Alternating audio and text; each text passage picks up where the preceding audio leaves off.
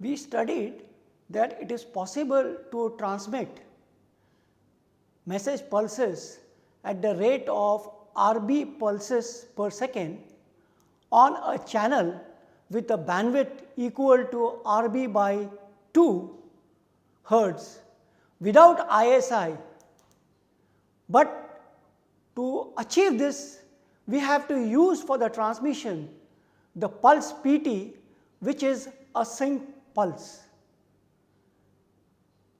Now, to implement a filter which has the impulse response equal to a sync function, it is difficult because it is a non-causal function, and the only way to achieve is implement in practice is to delay it and then truncate it. Now, this sync function decays slowly and has quite large values for large t. So, truncation becomes a problem, and another problem is that it does not provide any margin of error for the sampling at the receiver. This also we had studied. So, the question is there a practical solution to this? To get 0 ISI, the only solution we will see is that Nyquist has shown that it is possible to get 0 ISI provided we use the bandwidth of the pulse Pt larger than Rb by 2, but it can be less than Rb. So, for such a case, we will be able to show that it is possible for me to design Pt which can be implemented in a practical scenarios. So, let us say that we have a Pt with its Fourier transform pair given by Pf, and we will assume that the bandwidth of Pf lies between the range Rb by 2 to Rb. So, it would be something of this kind.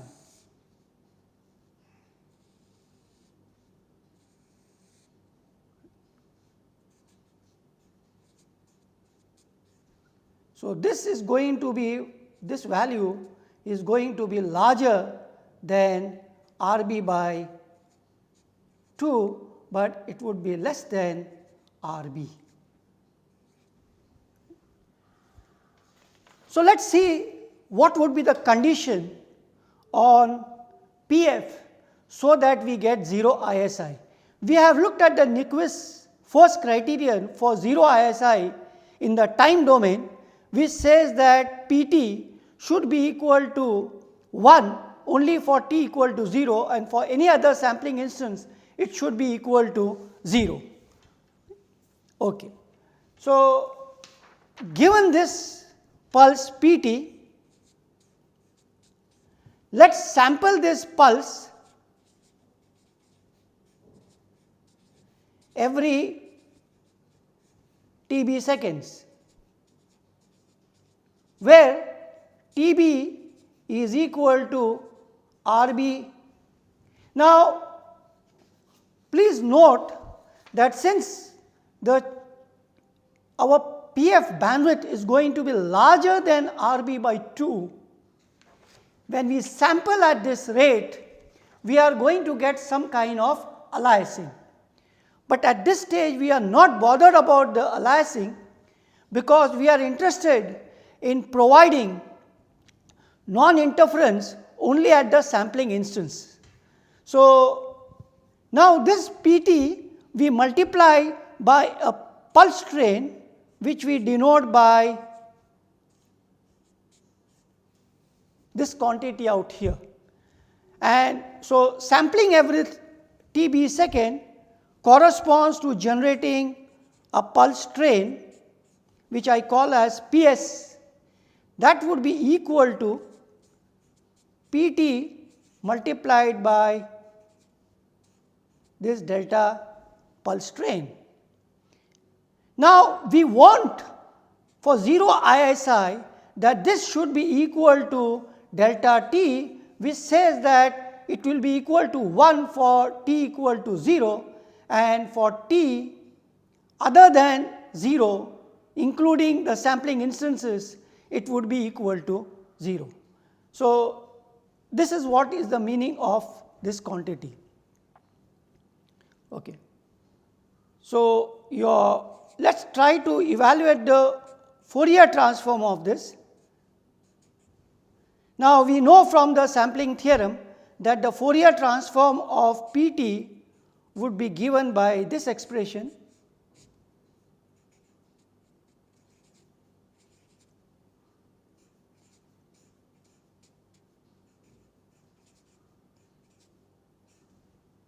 and the Fourier transform of this is equal to 1. So, from this the frequency domain criterion which we get for 0 ISI turns out to be this.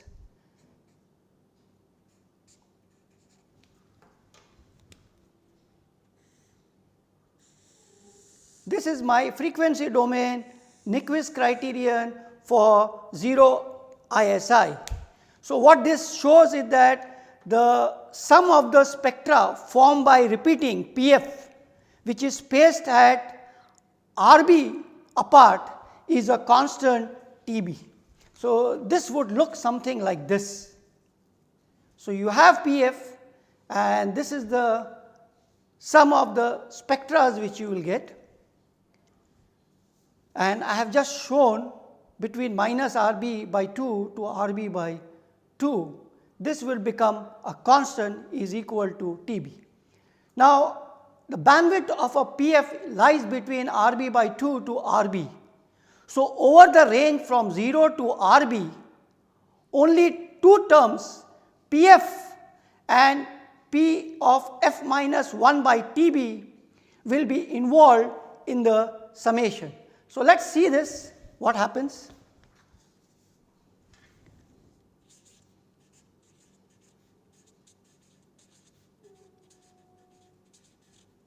So, over the range we have only two terms,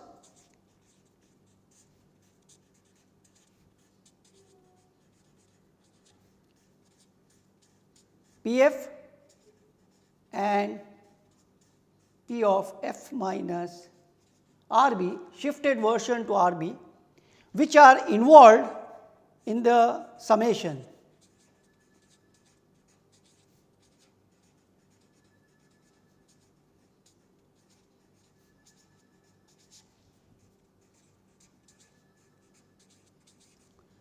So, it means that PF plus P of F minus RB is equal to TB over this range. Let me make a small substitution, x is equal to F minus RB by 2. So, I get that P of x plus RB by 2 plus P of x minus RB by 2 is equal to TB, and mod x is less than RB by 2, correct. Now, using the conjugate symmetry property of the Fourier transform, we are assuming that PT is a real signal. We can write the equation as follows.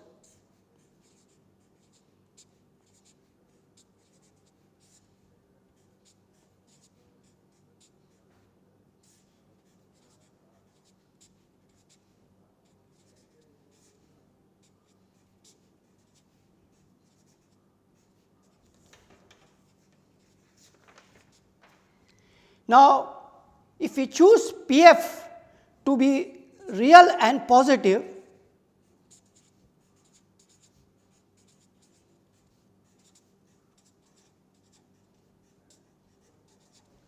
then mod of Pf needs to satisfy this equation. So, because now Pf is real, from this we get the condition to be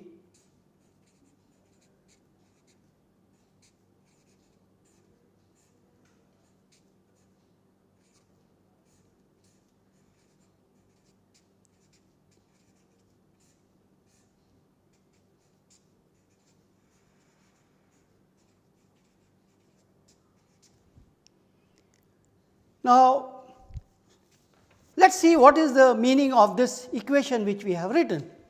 So, this says that there is some kind of a peculiar characteristic of the choice for Pf which will provide this satisfaction of the frequency domain Nyquist criterion for 0 ISI. So, if I have my Pf chosen something like this which I have shown here. So, this condition will be satisfied if I choose my point Rb by 2, this is my frequency axis and this is my mod of Pf which I have drawn. For f Rb by 2, if you take a distance from here, this is Rb by 2 plus x and this is Rb by 2 minus x. So, at this point and this point, the summation of this and this value should be equal to constant Tb. Correct? So, what this implies that the function Pf about this point out here becomes an odd symmetric function. So, and this frequency, the bandwidth of the Pf, the difference between that bandwidth and Rb by 2, which is the ideal theoretical bandwidth required for transmission of pulses at the rate Rb, this excess bandwidth is known as, we will call it as beta.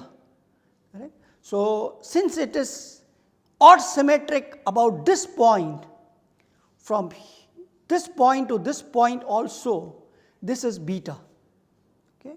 And here it will remain constant.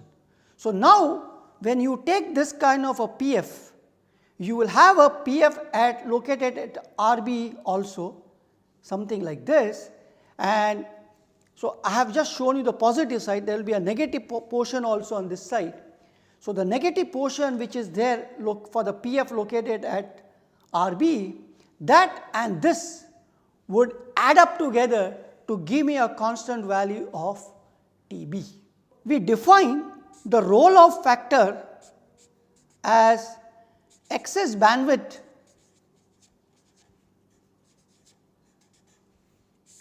divided by theoretical minimum bandwidth required for transmission of pulses at the rate Rb. So, this is Rb by 2. So, as per our notation, excess bandwidth is denoted by beta and this is Rb by 2. So, this becomes 2 beta Tb. So, your role of factor will be less than equal to 1 and greater than equal to 0. When R is equal to 0, we are transmitting the ideal sync pulse. So, the bandwidth of Pf in terms of the role of factor could be written as, this is a theoretical minimum bandwidth plus excess bandwidth. So, I can write this as 1 plus R RB by 2. Sometimes the roll-off factor is also expressed in terms of percentage. Now, this PF satisfies vestigial spectrum condition which we have learnt in vestigial sideband transmission for AM modulation, correct. So, this PF has vestigial spectrum, and we will see what are the, now this will satisfy the Nyquist first criterion for 0 ISI. This is the frequency domain. Now, we can see that it is not very difficult to see that I have to just choose an odd symmetric function about this. Now, there are many functions which can satisfy that requirement. So, there are infinite number of PF which you could have for the given bandwidth given by this 1 plus R RB by 2, correct. But the most popular one is what is known as Raised-Cosine spectrum, okay, fine. So, before we do that, it is important to note again that because this R is greater than 0 and less than 1, the bandwidth of PF is restricted to RB by 2 to RB hertz. Therefore, your PF will be equal to 0 over a frequency band.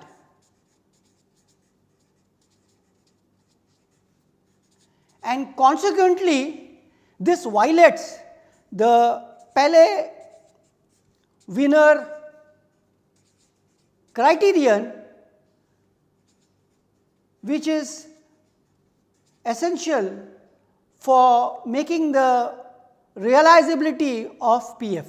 Pele Wiener criterion says that, say example, I have an impulse response Ht. If you want it to be equal to 0 for t less than 0, then it implies that this integral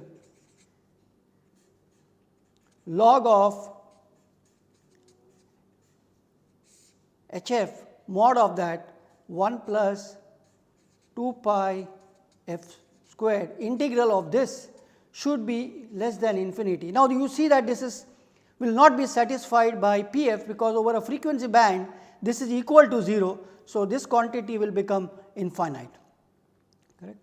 But the vestigial roll-off characteristic being gradual, it can be more closely approximated by a practical filter. So, the difference between this vestigial spectrum for the PF and the sync pulse, which has a rectangular characteristic with a brick wall type of characteristic, is that because of the brick wall, in the time domain your pulse Pt has lot of oscillations, and these oscillations decay slowly with large t, and we have seen that this decay is 1 by t. Whereas, when you have the roll off gradual, then in the time domain this decay becomes faster. That is basically the idea by moving over from the sync pulse to a pulse which has vestigial spectrum. Okay.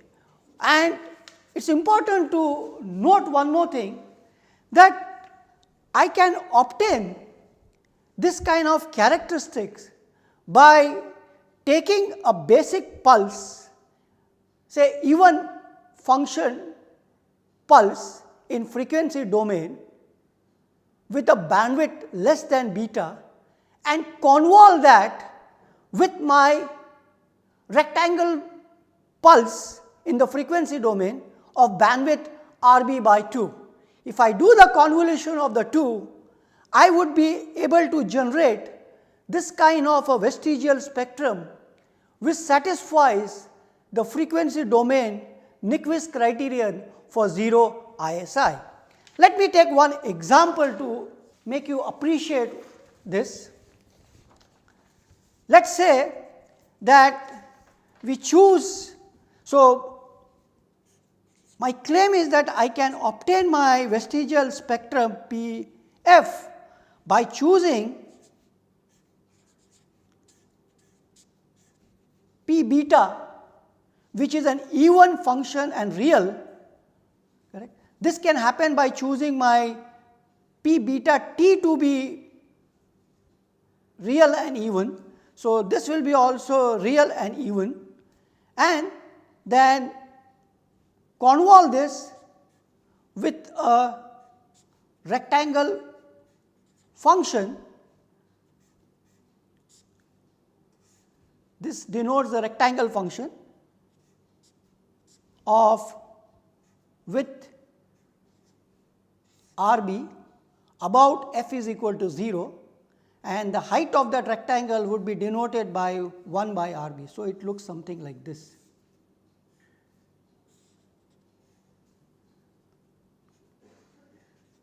It is symmetric.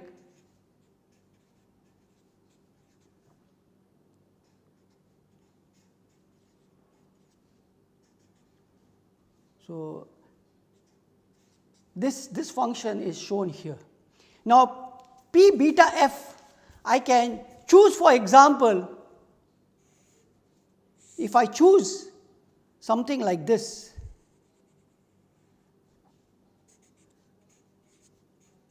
which is even function and real,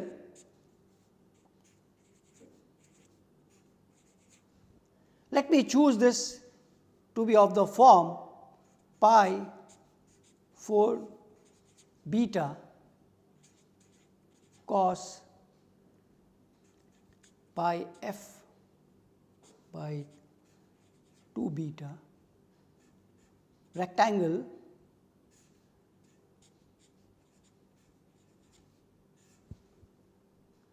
So, this is this function, and if I convolve this function with this function, it is easy to see that my bandwidth now will be r beta by 2 plus beta, because when I convolve to this two functions like this, I will get the total bandwidth to be that of my Pf.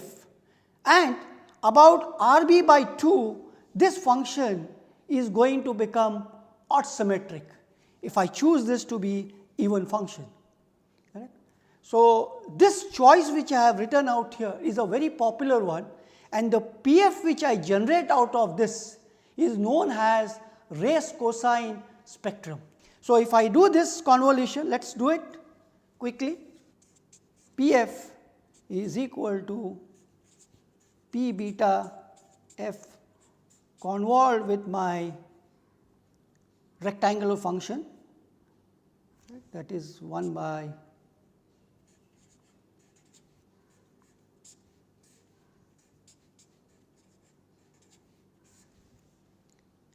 if I do this, we can calculate what is that Pf. So, this can be broken up into two parts.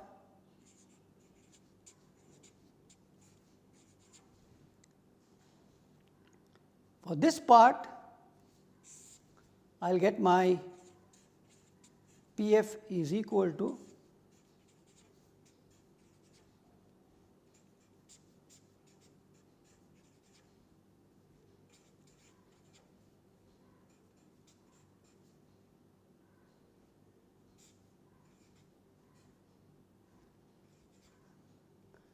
and rectangle function, it will be just constant. I integrate this, I am convolving the two functions, and this is nothing but equal to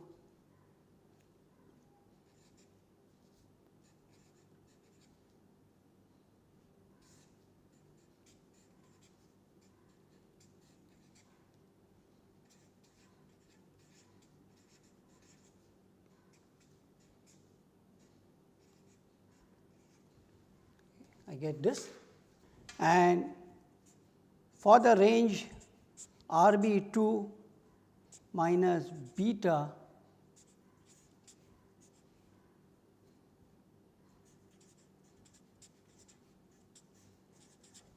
For this range, I can show my Pf is equal to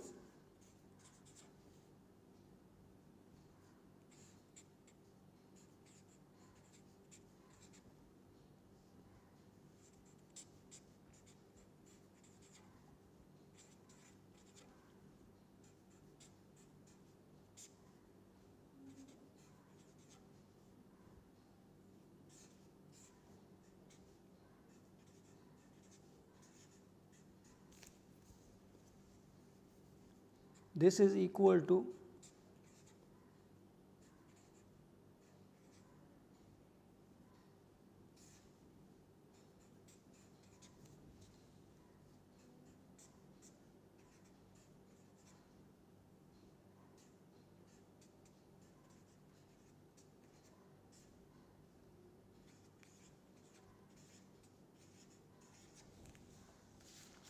this. I can rewrite it as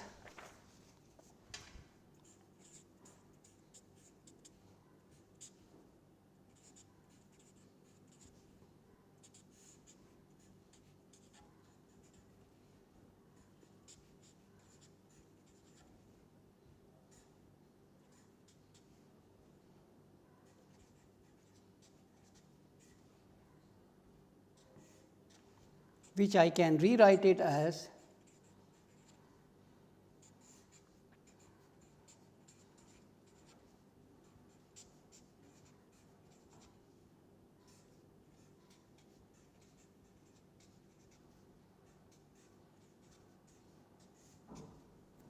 and this can be simplified to this quantity.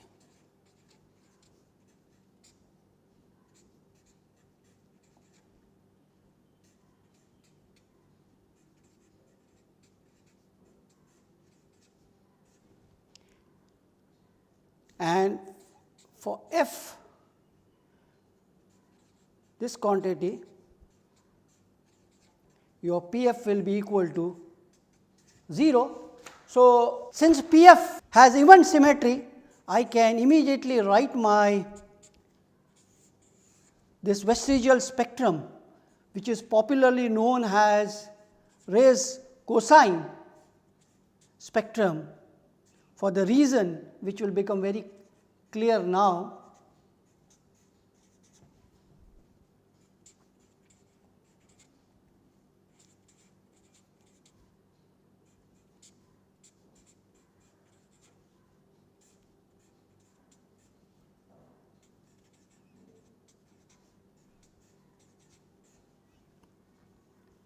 This is valid for Rb by 2 minus beta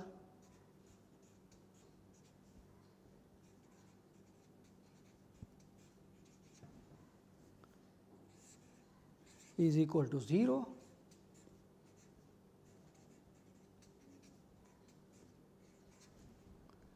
And we can see, if you want to find out the time domain pulse for this, this will be equal to nothing but the multiplication of p beta t by sinc function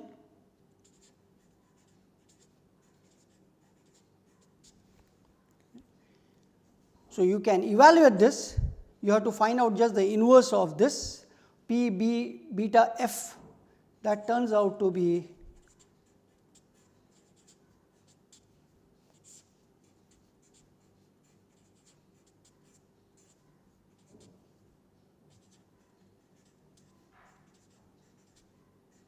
this quantity. Now, for specific case for r equal to 1, that means where beta is equal to Rb by 2, this turns out to be, Pf turns out to be 1 by 2 Rb 1 plus cos of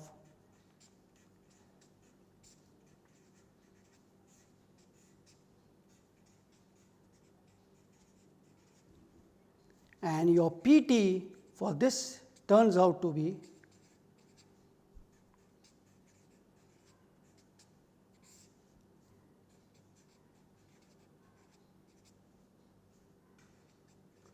minus 4 RB squared T squared sinc pi RB T.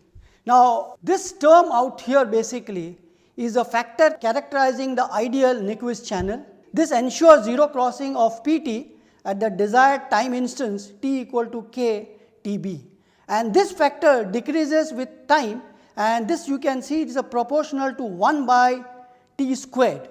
So, this reduces the tail of the pulse considerably below that of the ideal Nyquist condition,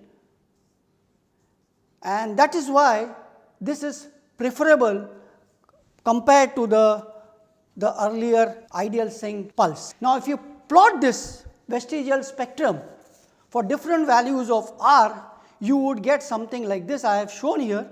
This corresponds to r equal to 0. This is your ideal Nyquist condition. R equal to 0, r equal to 0.5 and r equal to 1. Corresponding to this, we get the Pt, time domain Pt for this.